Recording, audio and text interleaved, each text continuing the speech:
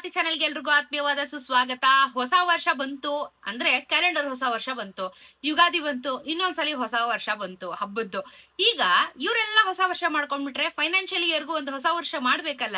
S, financial year 2026ಕ್ಕೆ ಎಲ್ಲರಿಗೂ ಸ್ವಾಗತ. April ತಿಂಗಳಿಂದ ಹೊಸ ಫೈನಾನ್ಷಿಯಲ್ ಇಯರ್ ನಮ್ಗೆ ಈಗ ಶುರುವಾಗ್ತಾ ಇದೆ. ನಮಗೆ ಏನಾಗ್ಬೇಕು, ಫೈನಾನ್ಷಿಯಲ್ ಇಯರ್ ಕಟ್ಕೊಂಡು ಯಾವ್ದು ಗೃಹಲಕ್ಷ್ಮಿದೋ ರೇಷನ್ ಕಾರ್ಡ್ದು ವಿಡಿಯೋ ಮಾಡಿ ಮೇಡಮ್ ಅದನ್ನಾದ್ರೂ ನೋಡ್ತೀವಿ, ಅದರಿಂದ ಅಟ್ಲೀಸ್ಟ್ ಮಾಹಿತಿ ಆದ್ರೂ ಸಿಗುತ್ತೆ ಅಂತ ಅನ್ಕೋತಾ ಇದ್ರೆ ಎಲ್ಲಾನು ಮ್ಯಾಟರ್ ಆಗುತ್ತೆ. ಮನೆಯಿಂದ ಕಾಲಾಚೆ ಇಡ್ತೀನಿ ಅಂತ ಹೇಳಿದ್ರೆ 100 ರೂಪಾಯಿ 200 ರೂಪಾಯಿ ಖರ್ಚು ಮಾಡ್ತೀರಾ. ಮನೆಯಲ್ಲಿ ಏನೋ ಒಂದು ವಸ್ತು ಬೇಕು ಅಂದ್ರೂ ದುಡ್ಡು ಬೇಕು, ನೀರ್ ಕುಡಿಯೋಕ್ಕೂ ದುಡ್ಡು ಬೇಕು, ಏನ್ ಮಾಡಕ್ಕೂ ದುಡ್ಡು ಬೇಕು. ಸೊ ಎಲ್ಲರಿಗೂ ತುಂಬಾ ಇಂಪಾರ್ಟೆಂಟ್ ಆಗುವಂತ ವಿಚಾರ ಫೈನಾನ್ಷಿಯಲ್ ಇಯರ್. ಯಾಕಂದ್ರೆ ಕಳೆದ ವರ್ಷ ಯಾವ ರೀತಿ ಗ್ರಾಫ್ಗಳು ಆಯ್ತು, ಈ ವರ್ಷದಿಂದ ಯಾವ ರೀತಿ ಖರ್ಚ ವೆಚ್ಚಗಳು ಆಗುತ್ತೆ, ಗೌರ್ಮೆಂಟ್ ಇಂದ ಯಾವ ಯಾವ ಯೋಜನೆಗೆ ಅಮೌಂಟ್ ನ ರಿಲೀಸ್ ಮಾಡ್ತಾರೆ, ಎಲ್ಲಾನು ಮ್ಯಾಟರ್ ಆಗುವಂತದ್ದು, ಎಲ್ಲಾನು ಆಕ್ಚುಲಿ ಮ್ಯಾಟರ್ ಆಗುವಂತದ್ದು ಈ ವರ್ಷದಿಂದ. ಸರಿಯಪ್ಪ, ನಮಗೂ ಇದಕ್ಕೂ ಏನ್ ಸಂಬಂಧ ಅಂತ ನೀವು ಇವಾಗ ಪ್ರಶ್ನೆ ಮಾಡ್ಬೋದು. ಯಾಕಂದ್ರೆ ನಾವು ಹೌಸ್ ವೈಫು, ನಾವು ಹಳ್ಳಿಯಲ್ಲಿ ಇದೀವಿ, ನಮ್ಗೆ ಏನಾಗ್ಬೇಕು ಫೈನಾನ್ಷಿಯಲ್ ಇಯರ್ ಅಂತ ನೀವು ಉದಾಸೀನ ಮಾಡಬಹುದು. ಬಟ್ ಆಕ್ಚುಲಿ ತಿಳ್ಕೊಳ್ಳಿ, ಯೋಜನೆಗಳಿಗೆ ಏನೇನೆಲ್ಲ ಸೆಂಟ್ರಲ್ ಗೌರ್ಮೆಂಟ್, ನಮ್ಮ ಸ್ಟೇಟ್ ಗೌರ್ಮೆಂಟ್ಗಳು ಅನೌನ್ಸ್ಮೆಂಟ್ ನ ಮಾಡಿದೆ. ಈ ಶಕ್ತಿ ಯೋಜನೆಗೆ ಇಷ್ಟು ಕೊಡ್ತೀವಿ, ಯುವ ನಿಧಿಗೆ ಇಷ್ಟು ದುಡ್ಡು ಕೊಡ್ತೀವಿ, ಗೃಹಲಕ್ಷ್ಮಿಗೆ ಇಷ್ಟು ದುಡ್ಡು ಕೊಡ್ತೀವಿ ಅಂತ ಹೇಳಿ ಅನೌನ್ಸ್ಮೆಂಟ್ ನ ಮಾಡಿದರೆ ಈ ವರ್ಷದಿಂದ ಇದು ಪ್ರಾರಂಭ ಆಗ್ತಾ ಇರುವಂತದ್ದು. ನಾವು ಆಲ್ರೆಡಿ ಈ ವರ್ಷ 26 ಏಪ್ರಿಲ್ ತಿಂಗಳಿಗೆ ಬಂದಾಯ್ತು. ಫೈನಾನ್ಷಿಯಲ್ ಇಯರ್ ಅಂತ ಬಂದಾಗ ಈ ವರ್ಷದಿಂದ ಏನೆಲ್ಲ ಫಂಡ್ಗಳನ್ನ ಗೌರ್ಮೆಂಟ್ ಇಂದ ರಿಲೀಸ್ ಮಾಡ್ಬೇಕಾಗಿತ್ತು ಆ ಅಮೌಂಟ್ ನ ಇವಾಗಿಂದ ರಿಲೀಸ್ ಮಾಡೋದಿಕ್ಕೆ ಶುರು ಮಾಡ್ತಾರೆ. ಸೊ ಯಾರಿಗೆಲ್ಲ ಹಣಗಳು ಬಂದಿಲ್ಲ, ಎಷ್ಟೋ ಯೋಜನೆಗಳು ಬರೀ ರಾಜ್ಯ ಸರ್ಕಾರದಲ್ಲ ಕೇಂದ್ರ ಸರ್ಕಾರದ ಯೋಜನೆಗಳಿಂದನೂ ಹಣ ಬಂದಿಲ್ಲ ಅಂತಂದ್ರೆ ನಿಮ್ಗಳಿಗೆ ಇವಾಗ ಹಣ ಬರ್ಲಿಕ್ಕೆ ಶುರುವಾಗುತ್ತೆ. ಯಾಕಂದ್ರೆ ಫೈನಾನ್ಷಿಯಲ್ ಇಯರ್ ಅಫಿಷಿಯಲಿ 2026 ಏಪ್ರಿಲ್ ತಿಂಗಳಿನಿಂದ ಶುರುವಾಗ್ತಾ ಇರುವಂತದ್ದು. ಸೊ ಇಲ್ಲಿವರೆಗೂ ನೀವು ಕಳೆದ ಮಾರ್ಚ್ ವರ್ಗು ಬ್ಯಾಂಕ್ಗಳು ರಜಾ ಇತ್ತು, ಕ್ಲೋಸ್ ಇತ್ತು. ಫೈನಾನ್ಷಿಯಲ್ ಇಯರ್ ಅಂತ ತುಂಬಾ ಜನ ಕೆಲಸ ಮಾಡೋರ್ಗೆ ಪ್ರೆಷರ್ಗಳಿತ್ತು. ITBT ಅಲ್ಲಿ ಫೈನಾನ್ಷಿಯಲ್ ಇಯರ್ ನಾವೆಲ್ಲ ಬಿಲ್ಗಳನ್ನ ಇದ್ ಮಾಡ್ಬೇಕು, CA ಗಳಿಗೆ ಇದಿತ್ತು, ಎಲ್ಲಾ ರೀತಿ ಸರ್ಕಸ್ಗಳು ಇತ್ತು. ಈಗ ಫ್ರೆಶ್ ಸ್ಟಾರ್ಟ್ ನ ಶುರು ಮಾಡ್ತಾ ಇರುವಂತದ್ದು. ಇದ್ರ ಜೊತೆಗೆ ಟೆನ್ಷನ್ ಮಾಡ್ಬಿಡ್ರಿ, ಗೃಹಲಕ್ಷ್ಮಿದು ನಾನು ಅಪ್ಡೇಟ್ ನ ಕೊಡ್ತೀನಿ, ಸರಿನಾ? ಸೊ ತುಂಬಾ important video. And IT returns ಯಾರೆಲ್ಲ ಮಾಡ್ಬೇಕು ನಿಮಗ್ ತುಂಬಾ ಇಂಪಾರ್ಟೆಂಟ್ ಆಗುತ್ತೆ. ಪ್ಯಾನ್ ಕಾರ್ಡ್ ರೂಲ್ಸ್ ಗಳು ಬದಲಾಗ್ತಾ ಇದಾವೆ. ಕೆಲವೊಂದಷ್ಟು ವಿಚಾರಗಳಲ್ಲಿ ನಾವು ಇವಾಗ ಬದಲಾವಣೆಗಳನ್ನ ನೋಡ್ತಾ ಇದೀವಿ.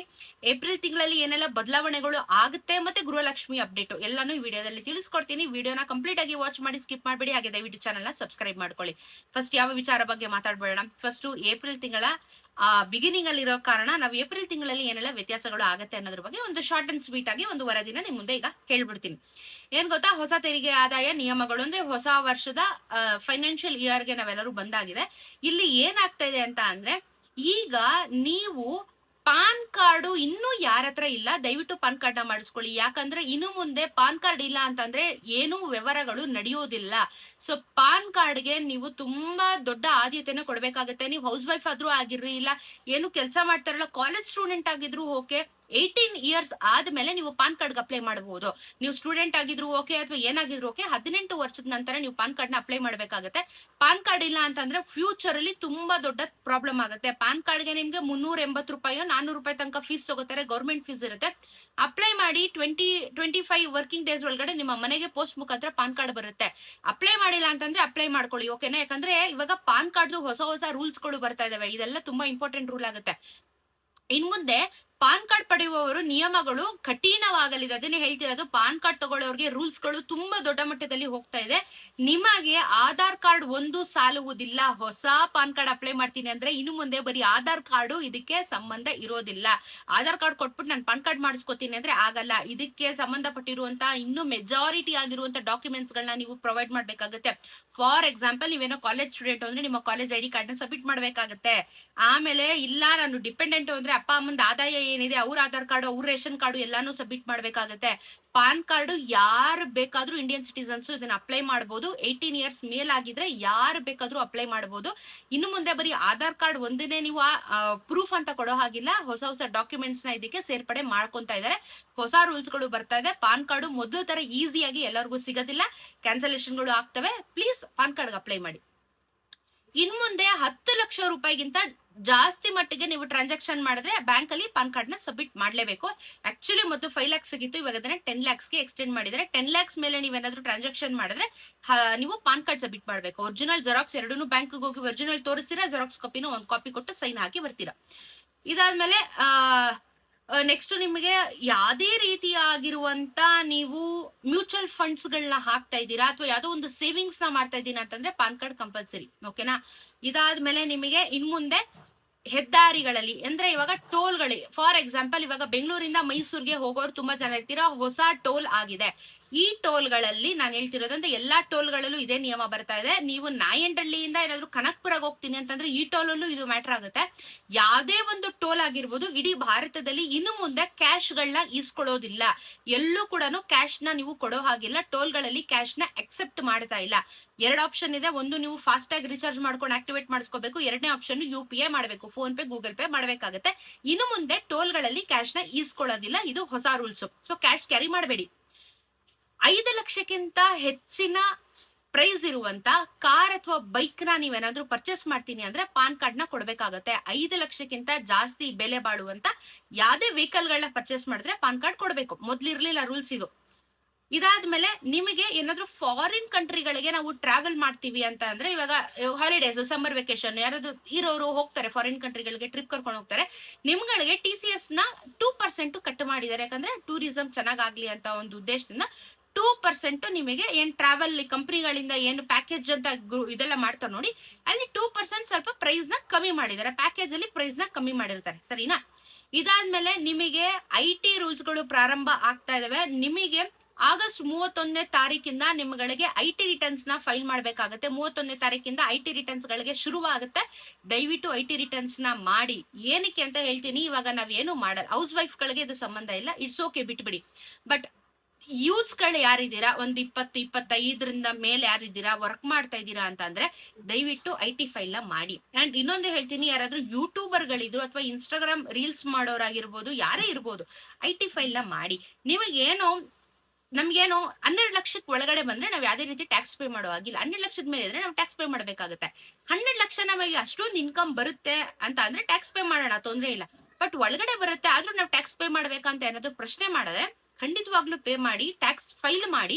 ನೀವು ಟ್ಯಾಕ್ಸ್ ಪೇ ಮಾಡಲ್ಲ, ಬಟ್ ಒಂದು 500-600 ರೂಪಾಯಿ ಕೊಟ್ಬಿಟ್ಟು CA ಗಳ ಹತ್ರ ಹೋಗ್ಬಿಟ್ಟು ಒಂದು IT ನ ಫೈಲ್ ಮಾಡ್ಕೊಳ್ಳಿ ಅಷ್ಟೇನೆ.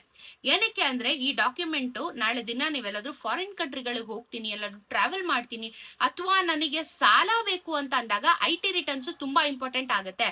ನಮ್ಗೆ ಪೇ ಸ್ಲಿಪ್ ಇರೋದಿಲ್ಲ. ಇವಾಗ ನಮ್ಮಂತ ಯೂಟ್ಯೂಬರ್ಸ್ಗೆ ನಮ್ಗೆ ಯಾರು ಪೇ ಸ್ಲಿಪ್ ಕೊಡೋದಿಲ್ಲ. ನಾವ್ ಏನ್ ವಿಡಿಯೋ ಮಾಡ್ತೀವಿ ಅದರಿಂದ ಸಂಪಾದನೆ ಮಾಡ್ತೀವಿ, ನಾಳೆ ದಿನ ಪ್ರಮೋಷನ್ ಇಂದ ನಾವು ಸಂಪಾದನೆ ಮಾಡ್ತೀವಿ. ನಮ್ಮ ಹತ್ರ ಪೇ ಸ್ಲಿಪ್ ಅಂತ ಇರಲ್ಲ. ತಿಂಗಳ ಇಷ್ಟು ಇನ್ಕಮ್ ಬರುತ್ತೆ ಅಂತ ನಮ್ಮ ಹತ್ರ ಫಿಕ್ಸ್ಡ್ ಇನ್ಕಮ್ ಇಲ್ಲ. ಒಂದ್ ತಿಂಗಳು ಬರ್ಬೋದು, ಒಂದ್ ತಿಂಗಳು ಬರ್ದೇ ಇರ್ಬೋದು. ನಮ್ಮಂತವ್ರಿಗೆ ಏನ್ ಮಾಡ್ತಾರೆ, ಬ್ಯಾಂಕ್ ಗಳಲ್ಲಿ ಸಾಲ ಕೊಡೋದಿಲ್ಲ. ಬಟ್ IT ರಿಟರ್ನ್ಸ್ ನಾವ್ ಯಾವಾಗ ಮಾಡ್ತೀವಿ, 1 ವರ್ಷ ಮಾಡ್ಬಿಟ್ಟು ನಾವು ಸಾಲ ಕೇಳ್ಬೋದಾ ಅಂತ ಹೇಳ್ಬೋದು. 5 ಇಯರ್ಸ್ ಕಂಟಿನ್ಯೂಸ್ ಆಗಿ IT ಫೈಲ್ ನ ಮಾಡ್ಬೇಕು. 5 ವರ್ಷ ಮಾಡಿದ್ಮೇಲೆ ನಿಮ್ಗೆ ಸಾಲ ಕೊಡ್ತಾರೆ. 5 ಇಯರ್ಸ್ ಕಂಟಿನ್ಯೂಸ್ ಆಗಿ ಮಾಡ್ಬೇಕು IT ರಿಟರ್ನ್ಸ್ ನ. ಸೊ ನೀವು IT ರಿಟರ್ನ್ಸ್ ಮಾಡಿದ್ರೆ ಒಂದು ನಿಮ್ಗೆ ಸಾಲ ಕೊಡೋರ್ಗೆ ಹೆಲ್ಪ್ ಆಗುತ್ತೆ. ನಿಮ್ಗೆ ಅದ್ರ ಬೇಸಿಸ್ ಮೇಲೆ ಸಾಲ ಕೊಡ್ತಾರೆ. ಮತ್ತೆ ನಿಮ್ಮ ಟ್ರಾನ್ಸಾಕ್ಷನ್ಸ್ ಗಳು ಜಾಸ್ತಿ ಆಗ್ತಾ ಇರತ್ತೆ. ಇದಾದ್ಮೇಲೆ ಫಾರಿನ್ ಕಂಟ್ರೀಸ್ ಗಳಿಗೆ ಟ್ರಾವೆಲ್ ಮಾಡ್ತೀನಿ ಅಂತ ಅಂದ್ರೆ ನಿಮ್ಗೆ IT ರಿಟರ್ನ್ಸ್ ಕಂಪಲ್ಸರಿ ಕೊಡ್ಬೇಕು. ನೀವ್ ಇವಾಗ ಬ್ಯಾಂಕಾಕ್, ಮಲೇಷಿಯಾ, ಸಿಂಗಾಪುರ್ಗೆ IT ರಿಟರ್ನ್ಸ್ ಕೊಡ್ಬೇಕು. ಸೌತ್ ಕೊರಿಯಾ ನೀವು ಕೊಡ್ಬೇಕು, USA ಕೊಡ್ಬೇಕು, ನೀವು ಜಪಾನ್ ಕೊಡ್ಬೇಕು, ನೀವು ಚೈನಾ ಕೊಡ್ಬೇಕು ನೀವು. ಸೊ ಇದೇನಾಗುತ್ತೆ, ಏಷ್ಯನ್ ಕಂಟ್ರೀಸ್ ಯಾವ್ದಿದೆ ನಮಗೆ, Bangkok, Malaysia, it is very easy. Nepal, ಇದೆಲ್ಲ ಈಸಿ ಆಕ್ಸೆಸ್ ನಮಗಳೇ. ಇಲ್ಲಿ ಯಾವ್ದು IT ರಿಟರ್ನ್ಸ್ ನಿಮ್ಗೆ ಮ್ಯಾಟರ್ ಆಗಲ್ಲ. ಬಟ್ ಏನಾದ್ರೂ China, Japan, south Korea, USA, Australia, Europe ಎಲ್ಲ ಹೋಗ್ತೀನಿ ಅಂದ್ರೆ IT ರಿಟರ್ನ್ಸ್ ಕಂಪಲ್ಸರಿ ಆಗುತ್ತೆ. ಸೊ ಇದೆಲ್ಲಾ ಪ್ರಾಬ್ಲಮ್ಗಳು ಮುಂದಕ್ಕೆ ನಿಮಗೆ ಆಗ್ಬಾರ್ದು ಅನ್ನೋದಕ್ಕೆ ನಾನು ಇಷ್ಟೊಂದು ಹೇಳ್ತಾ ಇರುವಂತದ್ದು. ಇದನ್ನ ಎಚ್ಚೆತ್ಕೊಂಡು IT ರಿಟರ್ನ್ಸ್ ನ ಮಾಡಿ, ಸರಿನಾ? ಅಂಡ್ ಇನ್ನೊಂದು ವಿಚಾರನ ಹೇಳ್ತೀನಿ ನಿಮ್ಗೆ. ಏನು ಅಂತ ಅಂದ್ರೆ, ಈಗ ಗೃಹಲಕ್ಷ್ಮಿ ಬಗ್ಗೆ ಮಾತಾಡೋಣ. ಏನು ಅಂದ್ರೆ ಏಪ್ರಿಲ್ ತಿಂಗಳಲ್ಲಿ ಇಷ್ಟೆಲ್ಲ ಬದಲಾವಣೆಗಳು ಆಗ್ತದೆ. ಗೃಹಲಕ್ಷ್ಮಿ ಬಗ್ಗೆ ಮಾತಾಡೋಣ. ಅಂಡ್ ಮೆಜಾರಿಟಿ ಆಫ್ ದಮ್ ನನಗೀಗ ಕಮೆಂಟ್ ಅಲ್ಲಿ ತಿಳಿಸ್ತಾ ಇದಾರೆ, ಗೃಹಲಕ್ಷ್ಮಿ 28ನೇ ಕಂತಿನ ಹಣ ನಮ್ಮ ಖಾತೆಗಳಿಗೆ ಜಮಾ ಆಗಿದೆ ಅಂತ ಹೇಳ್ಬಿಟ್ಟು. ನಾನು ನಿಮ್ಗೆ ಯಾವ ಯಾವ ಡಿಸ್ಟ್ರಿಕ್ಟ್ ಗಳು ಅಂತ ಕೂಡ ನಾನು ಹೇಳ್ಬಿಡ್ತೀನಿ ನಿಮ್ಗೆ, ಯಾಕಂದ್ರೆ ತುಂಬಾ ಕಮೆಂಟ್ಸ್ ಬರ್ತಾ ಇದಾವೆ ನಮ್ಗೆ. ಸೊ ನೋಡಿ, ನಮ್ಗೆ ಹುಬ್ಬಳ್ಳಿ 28ನೇ ಕಂತಿನ ಹಣ ಜಮಾ ಆಗಿದೆ ಅಂತ ಕಮೆಂಟ್ ಹಾಕಿದ್ದಾರೆ. ವೆರಿ ಗುಡ್, ಖುಷಿ ಆಯ್ತು. ಮತ್ತೆ 28 ರಿಸೀವ್ ಆಗಿದೆ ಅಂತ ಹಾಕಿದ್ದಾರೆ. ಬಟ್ ಯಾವ ಜಿಲ್ಲೆ ಅಂತ ಮೆನ್ಷನ್ ಮಾಡಿಲ್ಲ. ದಯವಿಟ್ಟು ಜಿಲ್ಲೆ ಮೆನ್ಷನ್ ಮಾಡಿ, ನಾನು ಇದನ್ನೇ ನಿಮ್ಗೆ ಹೇಳ್ತಾ ಇರುವಂತದ್ದು. ಸೊ 28 ಇಲ್ಲಿ ನೋಡಿ, ಮತ್ತೆ ಬಂದಿದೆ 28ನೇ ಕಂತಿನ ಹಣ. ಬಟ್ ಇವರು ನನಗೆ ಮೆನ್ಷನ್ ಮಾಡಿಲ್ಲ. ಮತ್ತೆ ಇಲ್ಲಿ ಯಾದಗಿರಿ ಬಂದಿದೆ 28 ಅಂತ ಹೇಳಿ ಮೆನ್ಷನ್ ಮಾಡಿದ್ದಾರೆ. ತುಂಬಾ ಜಾಗಗಳಿಗೆ, ಆಕ್ಚುಲಿ ತುಂಬಾ ಜಿಲ್ಲೆಗಳಿಗೆ ಬರ್ತಾ ಇದೆ ಹಣ. ನೋಡಿ ಟುಡೇ ರಿಸೀವ್ಡ್ ಬೆಂಗಳೂರು ಅರ್ಬನ್ 28ನೇ ಕಂತಿನ ಹಣ ಬೆಂಗಳೂರಿಗೆ ಬಂದಿದೆ. ವಿದ್ಯಾರಣ್ಯಪುರ ಬೆಂಗಳೂರು ಬಂದಿದೆ ನೋಡಿ 2,000 ರೂಪಾಯಿ. ಇವತ್ತು 28ನೇ ಕಂತಿನ ಹಣ ಜಮಾ ಆಗಿದೆ. ಬೆಂಗಳೂರಿಗೆ ಬಂದಿದೆ. ನಾನು ನಿನ್ನೆ ನೋಡ್ತಾ ಇದ್ದೆ ಮಡಿಕೇರಿ ಮತ್ತೆ ಉತ್ತರ ಕರ್ನಾಟಕ ಸೈಡ್ ಜಾಸ್ತಿ ಬರ್ತಾ ಇರುವಂತದ್ದು. ಸೊ ನೋಡಿ, ನೀವುಗಳೇ ಸಾಕ್ಷಿ, ನೀವುಗಳೇ ಮೆಸೇಜ್ ಹಾಕ್ತೀರಾ, ನೀವುಗಳೇ ಕಮೆಂಟ್ ಹಾಕ್ತೀರಾ.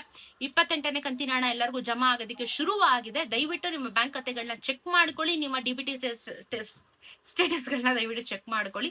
ಎಲ್ಲರ ಖಾತೆಗೂ ಅಮೌಂಟ್ ಜಮಾ ಆಗ್ತಾ ಇದೆ. ಸೊ ದಯವಿಟ್ಟು ಇದ್ರ ಬಗ್ಗೆ ಸ್ವಲ್ಪ ಗಮನ ಕೊಟ್ಟು ಅಮೌಂಟ್ ಬರ್ತಾ ಇಲ್ವಾ ಕ್ರಾಸ್ ಚೆಕ್ ಮಾಡ್ಕೊಳ್ಳೋದು ತುಂಬಾ ಒಳ್ಳೆ ವಿಚಾರ, ಸರಿನಾ? ಸೊ ಸದ್ಯಕ್ಕೆ ಏಪ್ರಿಲ್ ತಿಂಗಳಲ್ಲಿ ಇಷ್ಟೆಲ್ಲ ಬದಲಾವಣೆಗಳು ಆಗ್ತದೆ. ಫೈನಾನ್ಷಿಯಲ್ ಇಯರ್ ಹೊಸದಾಗಿ ಕಾಲಿಡ್ತಾ ಇದೀವಿ. ಎಲ್ಲ ಯೋಜನೆಗಳ ಅಮೌಂಟ್ ಏನೇನೋ ಅನೌನ್ಸ್ಮೆಂಟ್ ಗಳನ್ನ ಮಾಡಿದ್ರು ಅದೆಲ್ಲ ಈಗ ರಿಲೀಸ್ ಆಗುತ್ತೆ. ಅಂಡ್ IT ರೂಲ್ಸ್ ಗಳು ಚೇಂಜ್ ಆಗ್ತಾ ಇದೆ. ಗೃಹಲಕ್ಷ್ಮಿ ಹಣ ಬರ್ತಾ ಇದೆ. ಇದಿಷ್ಟು ಅಪ್ಡೇಟ್. ಏನೇ ಡೌಟ್ ಇದ್ರು ಕಮೆಂಟ್ ಅಲ್ಲಿ ತಿಳಿಸಿ. ಅಂಡ್ ಗೃಹಲಕ್ಷ್ಮಿ ಹಣ ಇನ್ನು ಯಾರ್ಯಾರಿಗೆ ಜಮಾ ಆಗ್ತಾ ಇದೆ ಈ ವಿಡಿಯೋ ನೋಡಿದ್ಮೇಲೆ ನಿಮ್ಮ ಜಿಲ್ಲೆ ಯಾವ್ದು ಅಂತ ಹೇಳಿ ಕಮೆಂಟ್ ಅಲ್ಲಿ ತಿಳಿಸೋದನ್ನ ಮರಿಬೇಡಿ. ಸಿಗೋಣ ಇನ್ನೊಂದಷ್ಟು ವಿಡಿಯೋಲಿ. ನಮಸ್ಕಾರ.